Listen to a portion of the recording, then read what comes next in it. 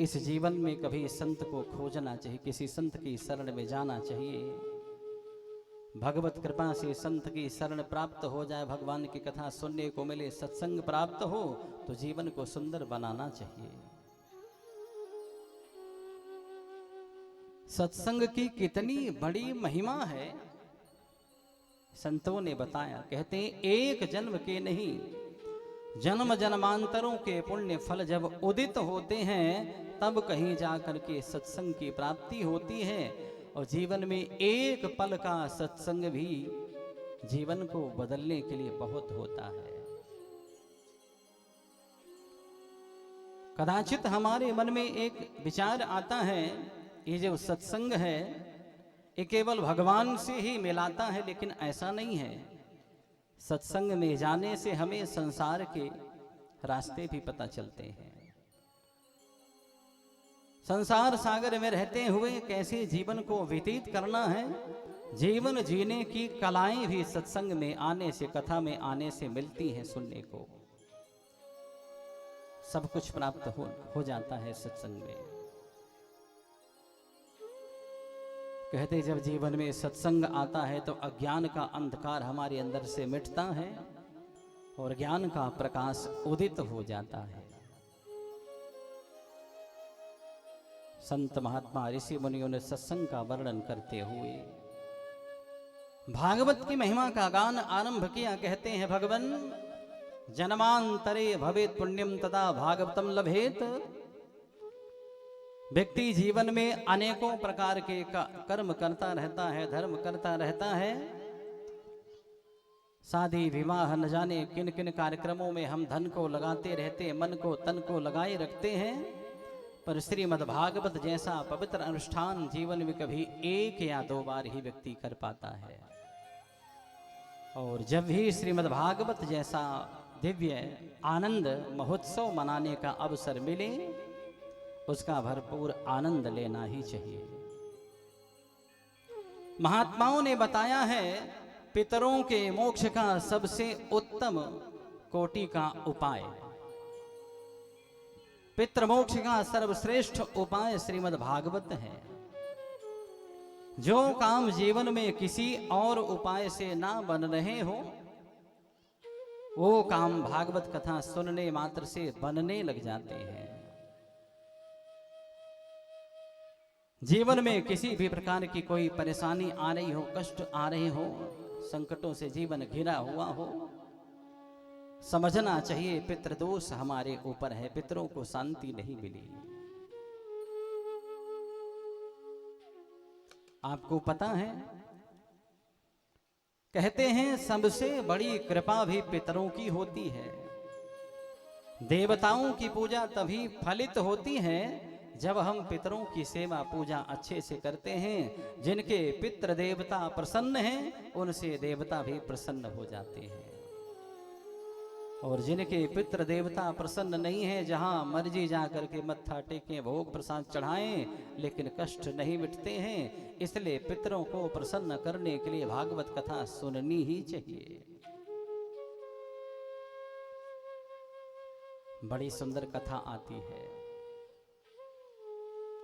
जाने अनजाने हमारे द्वारा किए हुए कर्मों के परिणाम स्वरूप हमें नरक स्वर्ग आदि की यातना और सुख भोगना और प्राप्त होना पड़ता है।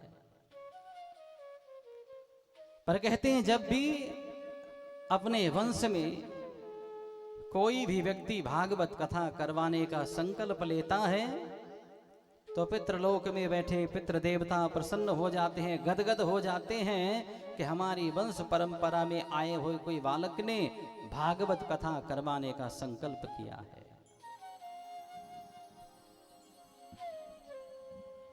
जैसे ही भागवत कथा करवाने का संकल्प आप करते हैं, उसी समय से पितृ देवता आनंदित हो जाते हैं, क्योंकि उन्हें पता चल जाता है अब हमें कष्टों से मुक्ति मिलने वाली है।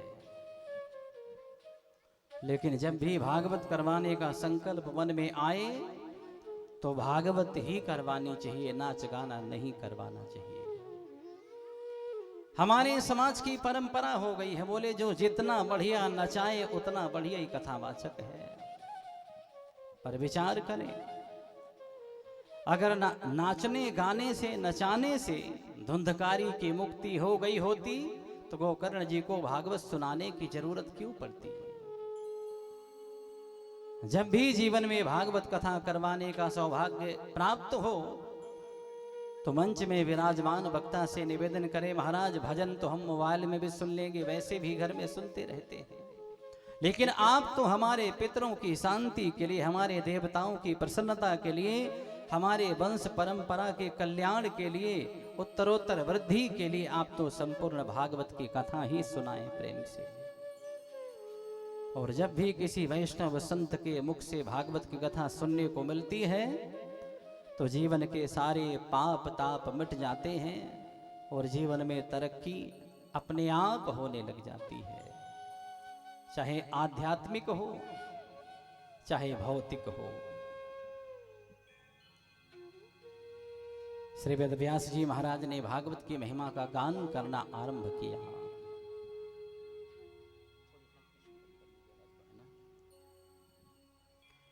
श्री वेदव्यास जी महाराज ने भागवत की महिमा गान करना आरंभ किया। सर्वप्रथम भगवान को प्रणाम किया सर्वतो भावेन।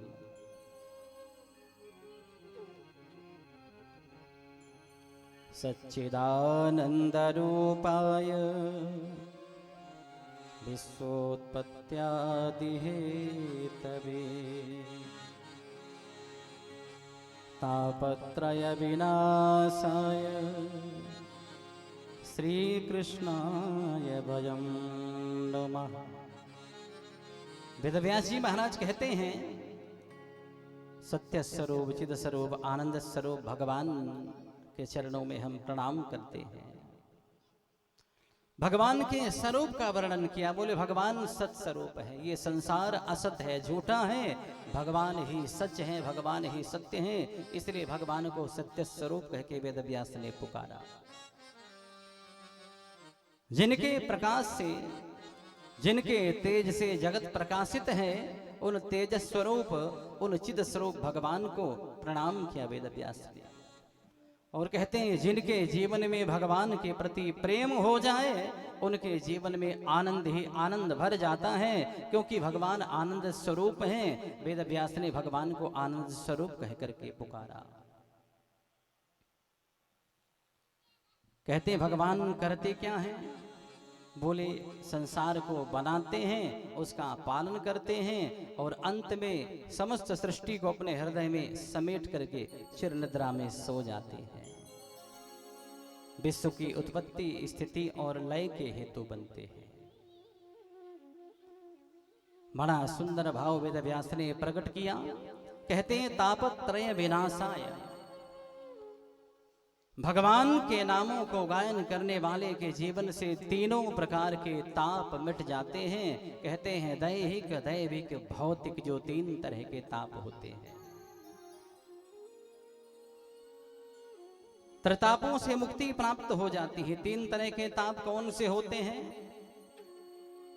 कहते हैं, शरीर में बुखार आ जाए, सिर दर्द हो जाए, पेट में पीड़ा हो जाए, घुटनों में दर्द हो जाए, यानी शरीर को जो कष्ट होते हैं उन्हें दैहिक आनी देह की पीड़ा कहते हैं, दैहिक ताप है।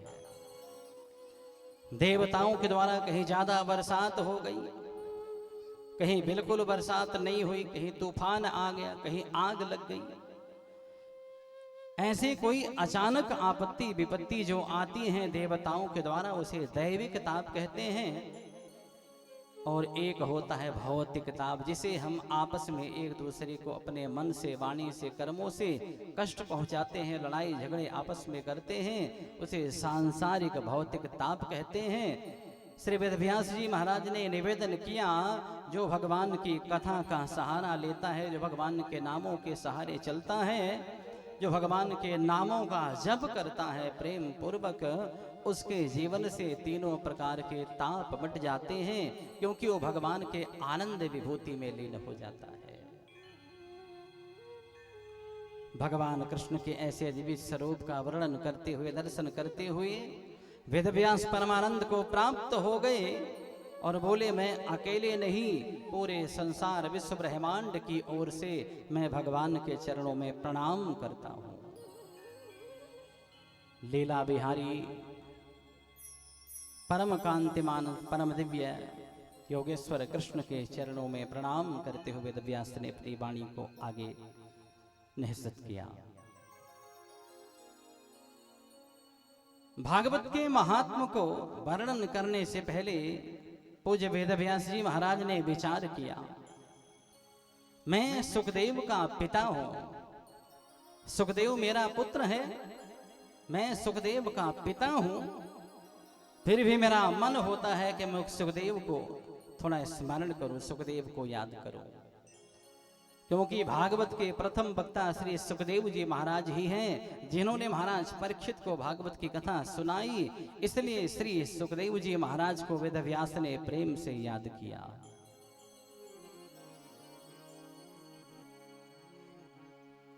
यम प्रव्रजन्तमनुपेतमपेत कृत्यम्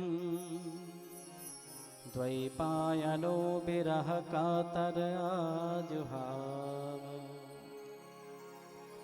पुत्रेति तन्मयतया तरवोऽभिनेदुः तं सर्वभूतहृदयं मुनिमानतोऽस्मि।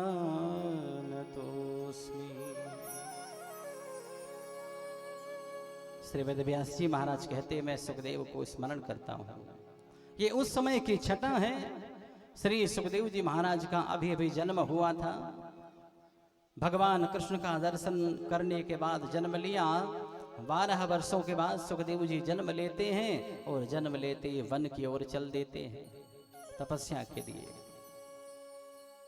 क्योंकि भगवान ने श्री सुखदेव जी महाराज को गर्भ में आकर के आशीर्वचन दे दिया, सुखदेव तुम्हारे ऊपर मेरी माया का कोई असर नहीं होगा। श्री सुखदेव जी महाराज भगवान की माया से निर्लेप होकर के वन की ओर चल पड़े। वेदव्यास जी महाराज उसी दिव्य झांकी का दर्शन करते हुए भागवत का सुंदर महात्मा आरंभ करते हैं। बड़ी सुंदर कथा आई। कहते हैं संत महात्मा ऋषि मुनि परंपरागत भागवत की कथा सुनाते रहे, सुनते रहे हैं, और उसी सनातन परंपरा के अनुसार श्री वेदव्यास जी महाराज ने नैमिषारण्य की पावन भूमि से प्रसंग को उठाया और सुंदर प्रेम से कथा सुनानी आरंभ कर दी। आइए। नैमिषे सूतमासीनम् अभिवाद्य महामतिं कथामृतरसस्वादः कुशलः सौनको ब्रवीत। यहां से बड़ी सुंदर कथा का आरंभ होता है। आइए प्रेम से 2 पल भगवान के नाम का जप करेंगे, तत्पश्चात भगवान की कथा आरंभ करेंगे प्रेम से। जय सिया राम, जय जय सिया राम, जय सिया राम, जय जय सिया राम, जय सिया राम, जय जय सिया राम, जय सिया राम, जय जय सिया राम, जय सिया राम, जय जय सिया राम, जय सिया राम, जय जय सिया राम, जय सिया राम, जय जय सिया राम। सिया राम मैं सब जग जानी, सिया राम मैं सब जग जानी, सिया राम मैं सब जग जानी, सिया राम मैं सब जग जानी। करहु प्रणाम जोरी जुग पानी, करहु प्रणाम जोरी जुग पानी, करहु प्रणाम जोरी जुग पानी, करहु प्रणाम जोरी जुग पानी। सत्संगति मुद मंगल मूला, सत्संगति मुद मंगल मूला, सोई फल सिद्धि सब साधन फूला,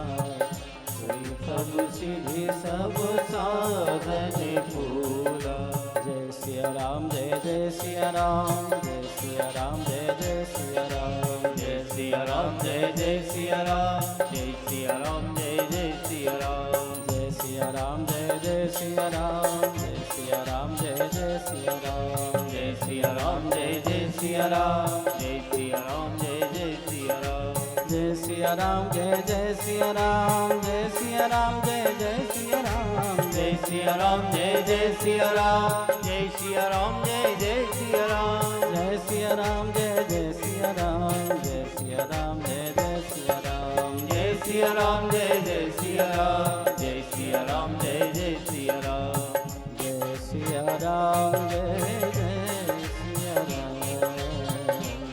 सिया राम, जय जय सिया राम, जय जय सिया राम,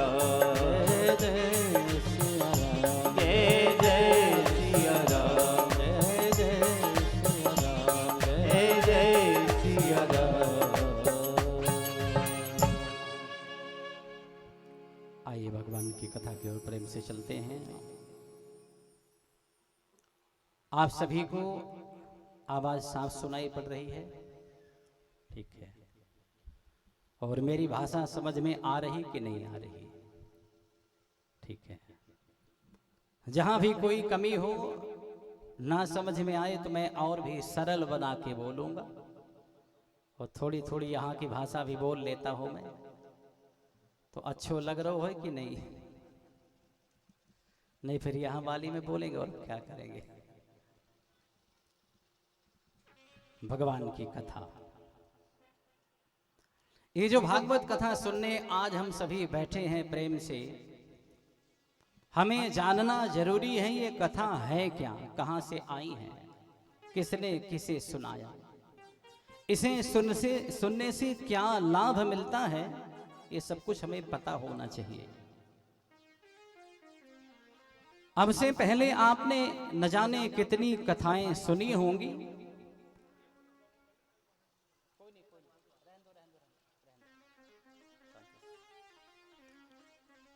अब से पहले आपने न जाने कितनी कथाएं सुनी होंगी, लेकिन मैं इस कथा को विलक्षण बनाने का प्रयास करूंगा। ये कथा आपके लिए एक यादगार कथा बनाने का प्रयास करूंगा मैं,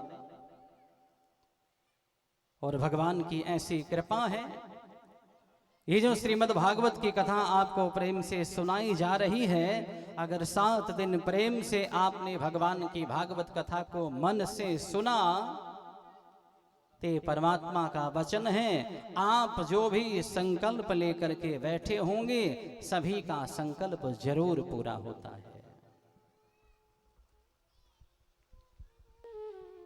किसी संत ने कहा, बोले जीवन में कुछ काम जरूर कर लेने चाहिए। कौन कौन से काम?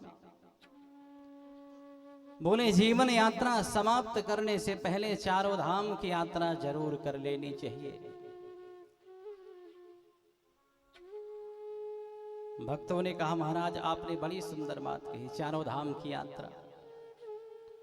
पर भगवान, अगर चारों धाम की यात्रा ना हो पाए, भाई धन भी ज्यादा नहीं है, समय भी ज्यादा नहीं है, अगर चारों धामों की यात्रा हम न कर पाए तो क्या करें महाराज? बोले अगर चारों धामों की यात्रा नहीं कर सकते तो कम से कम एक धाम की यात्रा बद्रीनाथ धाम जरूर चले जाना चाहिए। किसी ने कहा, महाराज बड़ी दूर है, पहाड़ों में है, शरीर भी कमजोर है, धन भी नहीं है, बच्चे समय से नहीं भेजेंगे, क्या करें, नहीं जा सकते। कोई और उपाय है महाराज कि जीवन सुंदर बन जाए बिना चारों धाम एक धाम किए बिना? बोले चलो चारों धाम नहीं कर सकते, कोई बात नहीं, बद्रीनाथ धाम भी नहीं जा पाए, कोई बात नहीं, कम से कम एक बार गंगा स्नान कर लो, एक बार गंगा नहा लो, उसी से आनंद प्राप्त हो जाएगा। श्रद्धा से गंगा नहाओगे, पाप ताप मिट जाएंगे, पाप कटेंगे, जीवन आनंदित होगा। बोले महाराज किसी कारणवश अगर जीवन भर गंगा नहाने का भी कोई संयोग ना बने तो क्या करें? बोले अगर जीवन में आपको गंगा नहाने का भी संयोग प्राप्त ना हो तो कम से कम भागवत तो जरूर सुन लेनी चाहिए। और यहां भी विचार किया है, ऐसे नहीं सुन लेनी चाहिए।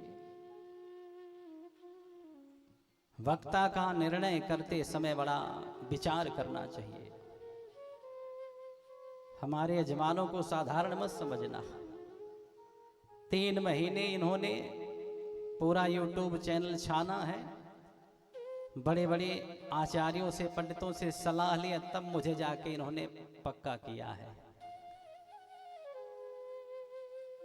बड़ी मुश्किल से नारियल दिया ये इन्होंने, ऐसी कोई बात नहीं कि भैया ऐसे ही पकड़ा दिया कि लो भाई कर लो। उचित है, जीवन के छोटे बड़े काम हम बार बार करते रहते हैं, लेकिन भागवत जैसा पवित्र अनुष्ठान कभी 1 या 2 बार जीवन में करने का सौभाग्य प्राप्त होता है। और उसमें भी अगर आपने बिना सोचे समझे निर्णय कर लिया और बाद में मन में ऐसा लगा कि आनंद नहीं आया, तो फिर नहीं आया। इसलिए पूर्णतः विचार करके कैसा होना चाहिए वक्ता। सबसे पहली शर्त है कि ब्राह्मण शरीर से ही होना चाहिए, जो भागवत का प्रमाण है। यद्यपि मैं जाति बिरादरी का भेद कभी नहीं करता।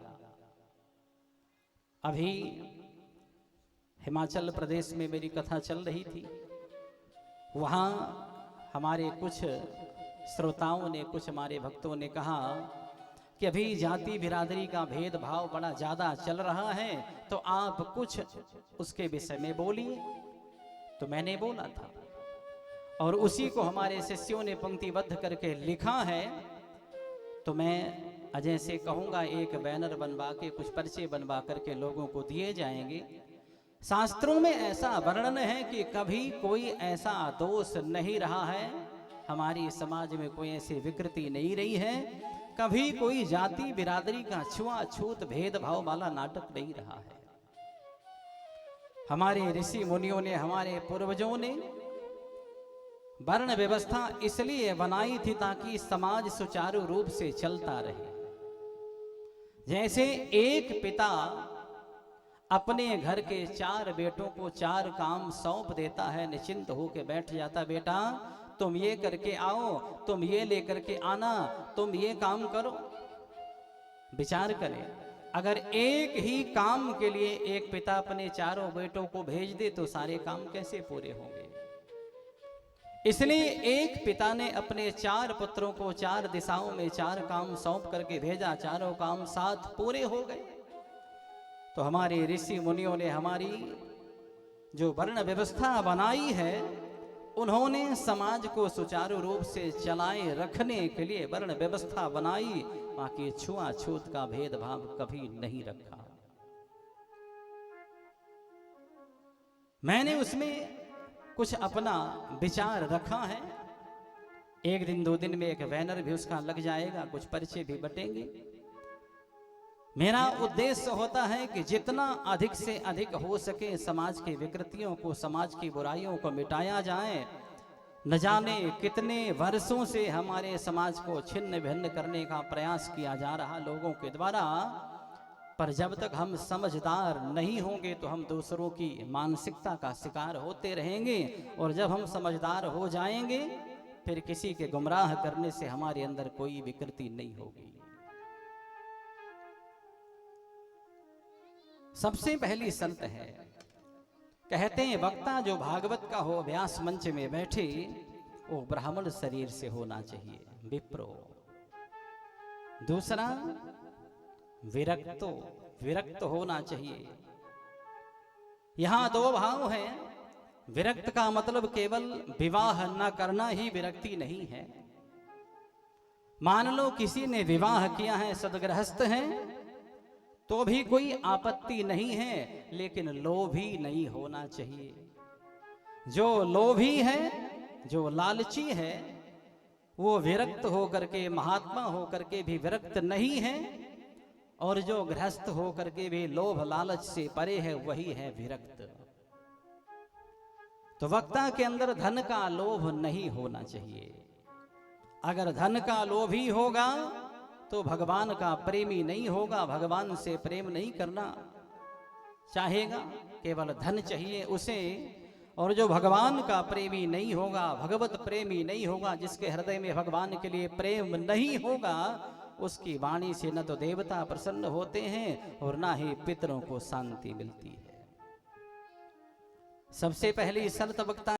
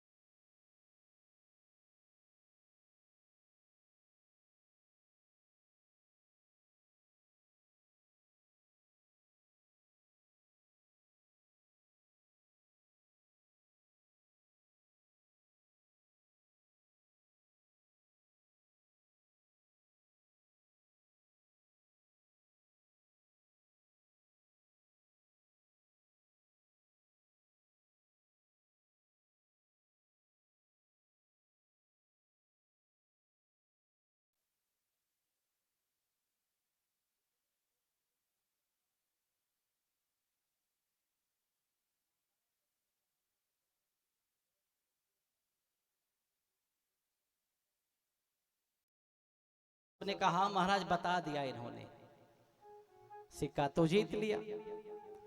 बाद में अकेले वे सिक्का लेकर के आए, बोले महाराज हम लोग तो अपनी नाक बचाए रहे थे, ये बताए बताए कुछ नहीं थे, हम लोगों ने प्लानिंग की थी कि हम ऐसे कह देंगे हाँ जीत लिया जीत लिया। इसलिए ध्यान से सुने और ध्यान से सुन करके भागवत जी का प्रसाद प्राप्त करें। और